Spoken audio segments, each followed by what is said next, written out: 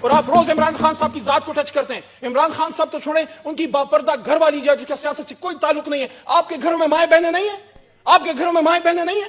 کتنی چیزیں ہیں جو ہمارے پاس آن ریکارڈ ہیں, ویڈیوز ہیں, ٹیپس ہیں, سب کچھ ہے. لیکن عمران خان صاحب کی طرف سے ایک ڈائریکشن ہے, کسی کی ذات کو, کسی کی فیملی کو ٹچ نہیں کرنا. ہماری طرف سے کبھی بھی کسی کی گھریلو خواتین, بلکہ وہ لوگ جو سیاست میں نہیں ہیں, ان کے اگر مرد بھی ہیں, ان کو بھی ٹچ نہیں کرتے. ہاں, اگر کوئی سابق وزیر اعظم کا بیٹا ہے جو اربوں پتی کھربوں پتی ہے, جو پاکستان کے پیسوں پہ بار عیاشی کر رہا ہے, ہوگا اس سے سوال, جواب بھی دیا جائے گا, پاکستان بلایا بھی جائے گا. جتنا بھاگ سکتے ہو پاکستان سے بھاگ لو, ایک دن آؤ گے تو صحیح, ایک دن آؤ گے تو صحیح, یہ ریاست تم سے سوال پوچھے گی. لیکن مجھے بڑا عجیب لگا ڈپٹی چیئرمین صاحب, آج ایک بچوں والی بات ہو گئی, علی محمد کھڑے ہو کے جواب دے دیتا ہے.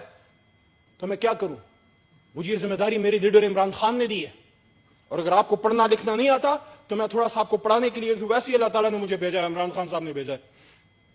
2018 میں ایک نوٹیفیکیشن آتی ہے, اور یہ میرے لیے نہیں ہے, یہ ہر پارلیمنٹری افیئرز کے منسٹر کے لیے ہوتی ہے.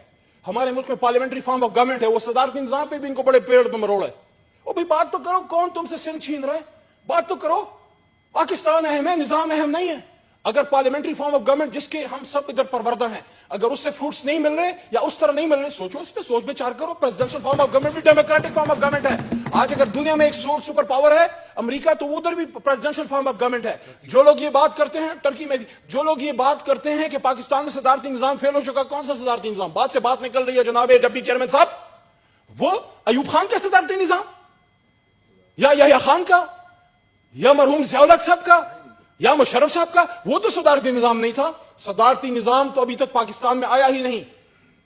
صدارتی نظام وہ ہوتا ہے جو ایک آزاد الیکشن کمیشن کے تحت مارشل لا اور کسی بھی غیر سیاسی طاقت کی ان کے اثر رسوخ کے بغیر ایک آزاد الیکشن کمیشن, سیاسی جماعتوں کے بیچ میں الیکشن کمیشن جو ہے وہ صدارتی الیکشن کراتا ہے. وہ تو ابھی ہوا ہی نہیں. اور کون سا ہم نے کل فیصلہ کیا کہ کل کوئی صدارتی نظام آنے والا ہے؟ پتہ نہیں ان کو کیوں ڈر لگ جاتا ہے, چور کی داڑھی میں تنکا ہوتا ہے, ہمیشہ ان کو ڈر لگا ہوتا ہے. او بھائی چھوڑو صدارتی نظام, اسی نظام میں انشاءاللہ ہم آپ کو ٹھیک کر کے دکھائیں گے, آپ کو بھی ٹھیک کریں گے. اور جس مافیا کو آپ نے 70 سال میں پالا ہے, جس نے میرے اور فیصل جاوید صاحب جیسے جو ہم جوان ادھر آئے عمران خان صاحب کے ساتھ, ہماری نسل کے تو خواب چھینے آپ نے کامل علی راغب صاحب کی نسل کے بھی خواب چھینے, آپ نے چودھری صاحب کے نسل کے بھی خواب چھینے.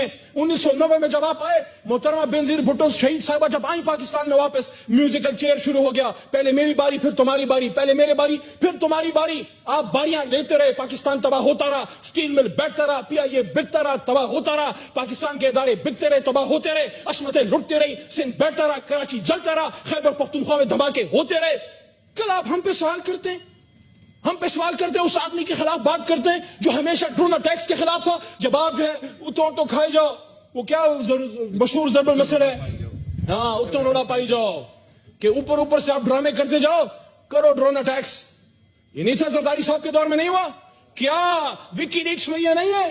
اپنے آپ کو بڑا مرد آہن کہتے ہیں, قابل احترام ہے, سیاسی لیڈر ہیں, لیکن مولانا فضل الرحمان صاحب, بڑی یاد آ رہی ہے آپ کو بنگلہ نمبر 22 کشمیر کمیٹی کی. اور بھائی آپ نے 22 سال 19 سال میں وہ نہیں کیا جو 1.5 سال میں شہریار خان افریدی نے کر کے دکھایا.